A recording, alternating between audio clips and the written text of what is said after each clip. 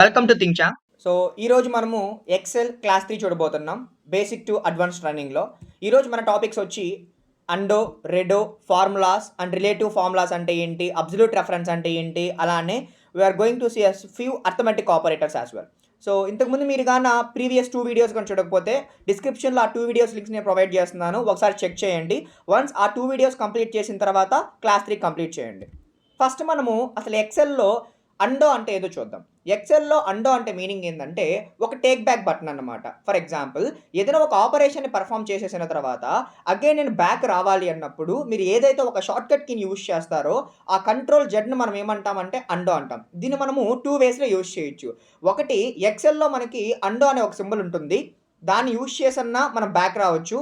లేదు అంటే control Z అనే కీని కానీ మనము ల్యాప్టాప్లో యూజ్ చేస్తే, కీబోర్డ్లో యూజ్ చేస్తే అదైనా వర్కౌట్ అవుతుంది. ఫర్ ఎగ్జాంపుల్ మనం ఒక డిలీట్ కాలమ్ని తెలియకుండా ఒక కాలమ్ని కానీ ఒక రోని కానీ ఒక పర్టికులర్ డేటా సెల్ని కానీ డిలీట్ చేసాం అనుకుందాం. వెంటనే మనకి బ్యాక్ వెళ్ళాలి. అప్పుడు ఏం చేయాలంటే కంట్రోల్ జెడ్ని కానీ యూజ్ చేస్తే ఏదైతే ఒక డేటా అనేది డిలీట్ అయిపోయిందో అది వెంటనే మనకి విజిబుల్లోకి వస్తుందన్నమాట. సో ఈ విధంగా మనము ఏదైనా బై మిస్టేక్గా ఒక డేటాని డిలీట్ చేసిన, ఒక రోని కానీ ఒక ఫార్ములాని కానీ ఒక కాలమ్ని కానీ ఇలా డిలీట్ చేసినప్పుడు అగైన్ ఆ ఇన్ఫర్మేషన్ మనం గెట్ బ్యాక్ అవ్వాలి అన్నప్పుడు కంట్రోల్ జెడ్ అనేది ఖచ్చితంగా క్లిక్ చేయాలి.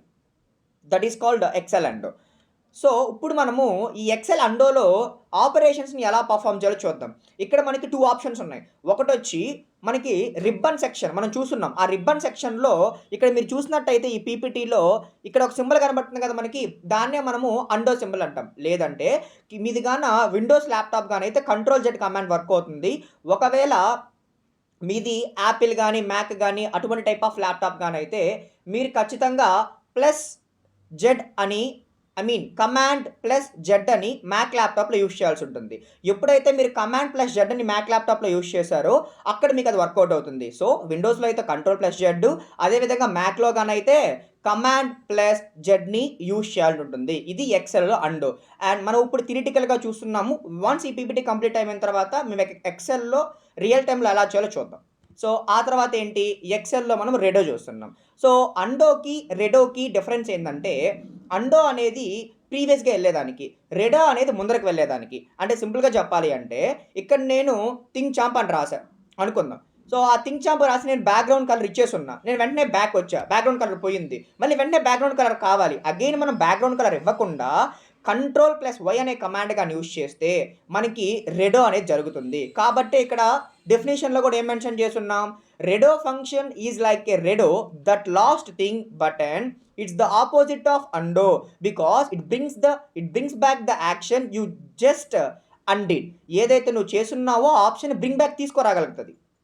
So both methods allow you to reverse the effects of your undo and bring back changes you initially removed. ఏదైతే మనం ఒక డేటాని కానీ ఒక చేంజ్ని కానీ రిమూవ్ చేస్తున్నామో అది మళ్ళీ మనం తెచ్చుకునే దానికోసము ఈ అండోని, అదేవిధంగా ఎక్సెల్లో రెడోని, ఈ 2 వాటిని మనం యూజ్ చేస్తాం.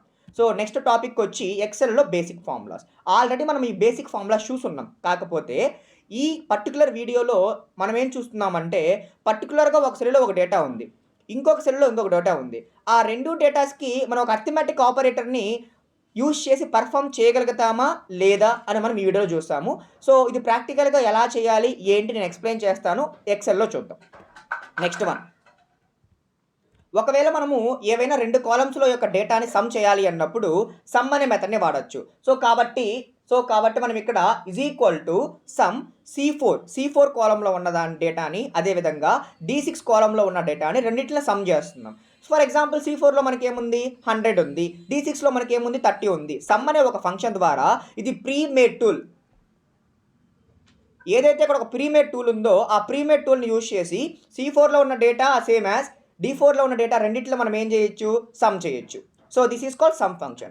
And the next one we are going to see an important topic in Excel which is nothing but relative and absolute references. ఇది అకౌంట్ సెక్షన్లో కానీ లేదా జనరల్గా మనం ఏదైనా ఒక డేటా అనలిటిక్లో కానీ ఇది చాలా యూజ్ అవుతుంది మనకి.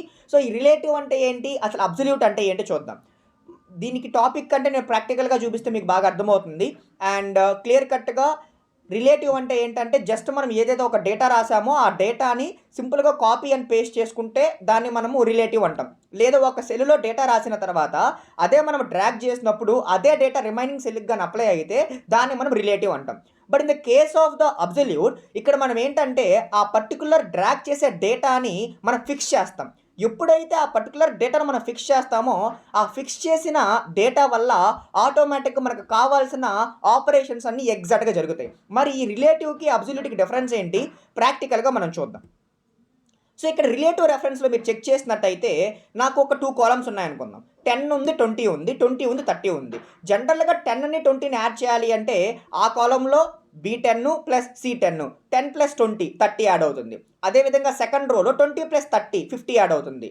బట్ ఇలా కాకుండా ఏదైనా ఒక టేబుల్ని ప్రింట్ చేయాలి అన్నా, రిలేటివ్గా ఒక కాలం బై ఒక కాలంని డేటాని యాడ్ చేయాలి అన్నా ఎటువంటి రిస్ట్రిక్షన్ లేకుండా అయితే మనం రిలేటివ్ వాడచ్చు ఫ్రీడమ్గా. బట్ ఒక రిస్ట్రిక్షన్ పెట్టి మనం డేటాని వాడాలి అన్నప్పుడు ఖచ్చితంగా మనకి అబ్సల్యూట్ అనేది ఉండాలి. మరి అబ్సల్యూట్లో ఎలా చేయాలి, ఏం చేయాలని చెప్పి నేను ఇక్కడ ఫార్ములాస్ మెన్షన్ చేస్తున్నాను. లైక్ $A $1 అని. సో ఈ డాలర్ అనేది ఏం చేస్తుందంటే ఆ పర్టికులర్ రెఫరెన్స్ని కంప్లీట్గా లాక్ చేస్తుంది. సో అది కాలమ్ అయినా రో అయినా మేబీ మీకు ఈ థియరిటికల్ చూస్తుంటే కొంచెం కన్ఫ్యూజ్ ఉండొచ్చు. బట్ నేను వన్స్ ప్రాక్టికల్గా చూపిస్తాను, అప్పుడు ఎలా ఏంటి అని చెప్పి మీకు క్లియర్ కట్గా అర్థమవుతుంది. సో జస్ట్ వెయిట్ ఏ సెకండ్. ఫస్ట్ మనం ఏం చూసాము, ఎక్సెల్లో అండో రెడో చూసాం. ఫర్ ఎగ్జాంపుల్ ఇక్కడ నేను ఈ పర్టికులర్ సెల్లో థింక్చాంప్ అని ఇస్తున్నాను. ఎప్పుడైతే నేను ఇక్కడ థింక్చాంప్ అని ఇచ్చానో నేను బ్యాక్కి వెళ్ళిపోవాలా. లేదు అనుకుందాం, ఇక్కడ థింక్చాంప్ ఇచ్చాను, ఇక్కడ ప్రైవేట్ అని ఇచ్చాను, 2 డేటాస్ ఇచ్చా. ఒక సెల్లో వచ్చి థింక్చాంప్, 2 సెల్లో వచ్చి ప్రైవేటు. మీకు ఒకవేళ డేటా కనిపించకపోతే ఒక సెకండ్ దాకా నేను స్పేస్ మూవ్ చేస్తున్నాను. చూడండి, ఇక్కడ ఒక సెల్లో థింక్చాంప్ ఇచ్చాను, ఇంకొక సెల్లో వచ్చి ప్రైవేట్ ఇచ్చాను. ఇప్పుడు నేను ఏం చేస్తున్నాను అంటే కంట్రోల్ జెడ్ క్లిక్ చేసినప్పుడు ఆటోమేటిక్గా ఇంతకుముందు నేను స్పేస్ ఇచ్చాను కదా, అది రిమూవ్ అయింది. అగైన్ కంట్రోల్ జెడ్ని క్లిక్ చేశా, నేను థింక్చాంప్ కూడా స్పేస్ ఇచ్చాను కదా, అది రిమూవ్ అయింది. అగైన్ నేను కంట్రోల్ జెడ్ని క్లిక్ చేశా, లాస్ట్కి ఏమి ఇచ్చాను, థింక్చాంప్ తర్వాత ప్రైవేట్ ఇచ్చా కాబట్టి ప్రైవేట్ రిమూవ్ అయింది. అగైన్ నేను కంట్రోల్ జెడ్ని క్లిక్ చేశాను, అగైన్ థింక్చాంప్ రిమూవ్ అయింది. ఈ విధంగా మనము ప్రీవియస్గా యాడ్ చేసిన డేటాను ఒక్కొక్కటి ఇక్కడ రిమూవ్ చేసుకుంటూ వెళ్ళొచ్చు. దీన్ని కంట్రోల్ జెడ్తో మనం యూజ్ చేస్తాం. ఇప్పుడు మనము రెడో చూద్దాం. మాన్యువల్గా అండో కూడా చూద్దాం ఒకసారి, నేను చూపిస్తా చూడండి. ఇక్కడ థింక్చాంప్ ఇచ్చాను కదా, ఇక్కడ మనకి ఫార్ములా కనిపిస్తున్నట్టుంది మీకు. ఇక్కడ చూడండి, ఇక్కడ రిబ్బన్ దాంట్లో ఇక్కడ కనబడతా ఉందా, ఇక్కడ నేను థింక్చాంప్ అని రాస్తున్నాను. ఇక్కడ ఈ సెల్ దగ్గరికి వెళ్ళి ఈ ధర క్లిక్ చేస్తే ఆటోమేటిక్గా ఈ సెల్లోకి వచ్చాను, అగైన్ క్లిక్ చేస్తే డేటా రిమూవ్ అయిపోయింది. దీన్ని మనం ఏమంటామంటే అండో అంటాం. రిడో అంటే ఏంటి, ముందర ఆపరేషన్ ఎలా జరుగుతుంది. ఫర్ ఎగ్జాంపుల్ ఇక్కడ నేను థింక్చాంప్ అని ఇచ్చాను, అగైన్ ఇక్కడ 1 2 3 అని ఇచ్చాను, సమ్ డేటా ఇచ్చుకుంటా వెళ్ళా. సో ఇప్పుడు వెంటనే నేను ఏం చేస్తున్నాను, అండో కొట్టా, డేటా బ్యాక్ వెళ్ళిపోయింది. అగైన్ నాకు ఆ డేటా కావాలి. అప్పుడు మనము ఈ కంట్రోల్ వైని కానీ లేదా ఇక్కడ ఇచ్చే సింబల్ ఏదైతే కంట్రోల్ రెడో ఉందో దీన్ని కానీ క్లిక్ చేస్తే ఆటోమేటిక్గా ఆ డేటా మళ్ళీ మనకి బ్యాక్ వస్తుంది. ఈ విధంగా డేటాని మనము బ్యాక్ వెళ్ళిన దాన్ని తెచ్చుకోవచ్చు లేదా మళ్ళీ మనం ప్లేస్ చేసుకోవచ్చు. సో షార్ట్ కట్ కీస్ వచ్చి control Y, that is called nothing but undo, and control Z is the undo and control Y is the redo. ఒకసారి మీరు ఈ 2 షార్ట్ కట్ కీస్ని పర్ఫామ్ చేసి ఒకవేళ కానీ మీకు ఎక్సెల్లో వర్కౌట్ అయితే సేమ్ యాజ్ కామెంట్ బాక్స్లో ఆన్సర్ చేయండి. So that's all about the simple Excel undo and redo. So once అది కంప్లీట్ అయిన తర్వాత మనం ఏం చెక్ చేసాం, ఇక్కడ చెక్ చేద్దాం ఒకసారి. సో ఏంటి, అండో రెడో అయిపోయింది, బేసిక్ ఫార్ములాస్ అని చెప్పాం. సో ఇక్కడ బేసిక్ ఫార్ములాస్ అంటే ఫర్ ఎగ్జాంపుల్ నేను ఒకసారి ఇవన్నీ డిలీట్ చేస్తున్నాను, just a second. So for example ఇక్కడ నేను 10 తీసుకున్నాను అనుకుందాం, లేదా 100 తీసుకున్నా. ఈ కాలంలో వచ్చి 20 తీసుకున్నా. నాకు ఇక్కడ అంటే C3 కాలంలో నాకు డేటా 2 సమ్ అవ్వాలా. అప్పుడు సమ్ చేయొచ్చు. ఏంటి, ఈజ్ ఈక్వల్ టు ఫస్ట్ 100 ఎక్కడ ఉంది, A2లో ఉంది కాబట్టి A2 ప్లస్ అగైన్ 20 ఎక్కడ ఉంది, B5లో ఉంది, B5. ఇప్పుడు ఈ 2 డేటాస్ సెలెక్ట్ అయిపోయాయి చూడండి. ఎప్పుడైతే నేను A2 ప్లస్ B5 అని సెలెక్ట్ చేసుకున్నానో A2 సెల్ సెలెక్ట్ అయింది, అదేవిధంగా B5లో 5 సెల్ సెలెక్ట్ అయింది. ఎప్పుడైతే నేను ఎంటర్ క్లిక్ చేశానో 100 ప్లస్ 20 120 డేటా వచ్చింది. ఈ విధంగా దాని పక్కన ఉన్న అడ్జసెంటే కాకుండా ఎక్కడున్న డేటానైనా మనం ఎక్సెల్లో ఫార్ములాస్ని యూజ్ చేసి ఇలా మనం డేటాని యాడ్ చేయడం కానీ మల్టిప్లై చేయడం కానీ ఏవైనా ఆపరేషన్స్ని పర్ఫామ్ చేయొచ్చు. ఇప్పుడు మేజర్గా ఉన్న మీకు డౌట్ ఏంటంటే, సార్ మీరు ఇంపార్టెంట్ టాపిక్ అన్నారు కదా రిలేటివ్ అండ్ అబ్సల్యూట్ అని, దానిపైన ఎగ్జాంపుల్ చెప్పండి. నేను క్లియర్ కట్గా ఎగ్జాంపుల్ ఇక్కడ చూపిస్తున్నాను, జాగ్రత్తగా వినండి. ఫస్ట్ మనము రిలేటివ్తో చూద్దాం.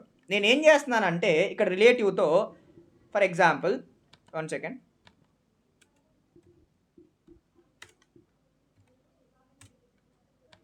ఎస్, సో ఫస్ట్ ఇక్కడ నేను ఏం చేస్తున్నానంటే టేబుల్ అని తీసుకున్నాను, లిజన్ కేర్ఫుల్లీ, టేబుల్ అని తీసుకున్నాను. ఇక్కడ నేను 1 2 3 4 5 వరకు రాశాను. అదేవిధంగా ఇక్కడ కూడా 2 టేబుల్ నుంచి స్టార్ట్ అవ్వాలి, 2 కింద వచ్చి 3, అగైన్ 4, అగైన్ 5. సో పైన మనం 5, కింద వచ్చి 2, 3, 4, 5 దాకా తీసుకున్నాం. ఇప్పుడు నా టార్గెట్ ఏంటంటే ఇక్కడ A2లో ఏదైతే 2 ఉందో అది B1తో ఒకసారి, C2తో ఒకసారి, E4తో ఒకసారి, Fతో ఒకసారి. ఓకేనా? సో ఈ విధంగా జరగాలన్నమాట. సో ఇప్పుడు నేను ఏం చేయాలా, జనరల్ ఫార్ములా అప్లై చేద్దాం. నేనేంటి ఫార్ములా ఈజ్ ఈక్వల్స్ టు, మనం ఏం ఫార్ములా, A2లో ఏదైతే 2 ఉందో అది B1లో ఉన్న 1తో మల్టిప్లై అవ్వాలి. కాబట్టి is equal to A2 plus ఆర్ఎల్స్ మనం మల్టిప్లికేషన్ చేయాలనుకుంటే ఇంటూ దేంతో మల్టిప్లై అవ్వాలి, B1లో ఉన్న డేటా మల్టిప్లై అవ్వాలి. బాగా గమనించండి, ఇక్కడ A2లో ఉన్న 2 సెలెక్ట్ అయింది, B1లో ఉన్న 1 సెలెక్ట్ అయింది. ఎప్పుడైతే నేను ఎంటర్ క్లిక్ చేస్తున్నాను 2 1 జార్ ఎంత 2 సెలెక్ట్ అయింది. ఇప్పుడు ఈ ఫార్ములాని కంప్లీట్గా నేను ఏం చేస్తున్నానంటే ఈ పక్క యాడ్ చేస్తున్నాను అన్నిటికీ. చెక్ చేద్దాం ఒకసారి ఎలా వచ్చింది.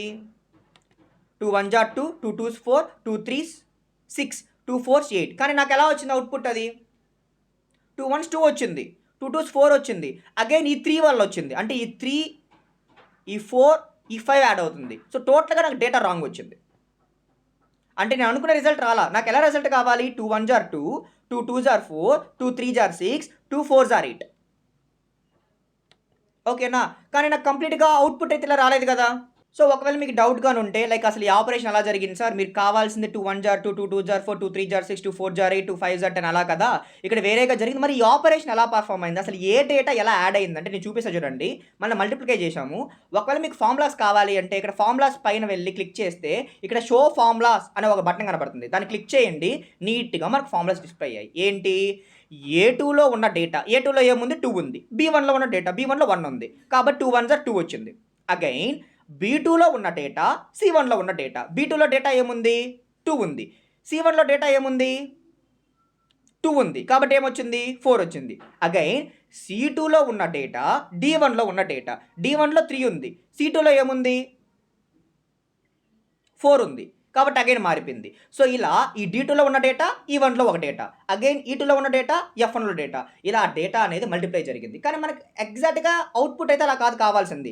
మనం ఇప్పుడు చూసే ఎగ్జాంపుల్ దేనికి సంబంధించిందంటే రిలేటివ్కి సంబంధించింది. సో ఈ రిలేటివ్లో ఏంటంటే మనం వాల్యూని ఫిక్స్ చేయలేదు కాబట్టి ఆటోమేటిక్గా దానికి రిలేటివ్గా ఉన్న ఆన్సర్ని తీసేసుకొని మల్టిప్లై చేసుకుంటూ వచ్చేసింది. బట్ దీన్ని మనం ఓవర్కమ్ చేసేదానికే, ఇలాంటి సిచ్యువేషన్స్ వచ్చినప్పుడు ఓవర్కమ్ చేసేదానికే మనం ఎక్సెల్లో అబ్సల్యూట్ రెఫరెన్స్ అనే ఒక టాపిక్ని వాడతాం. మరి అబ్సల్యూట్ రెఫరెన్స్ టాపిక్ని వాడినప్పుడు ఎలా ఉందో చూద్దాం. ఒకసారి చెక్ చేద్దాం. ఇది మనకు అవుట్పుట్ వచ్చింది. అయితే మనకు అవుట్పుట్ ఇది వచ్చింది. ఒకసారి అబ్జల్యూట్ చేద్దాం. ఇక్కడ నేను ఏం తీసుకుంటున్నాను, ఇంతకు ముందులాగా టేబుల్ తీసుకున్నాను.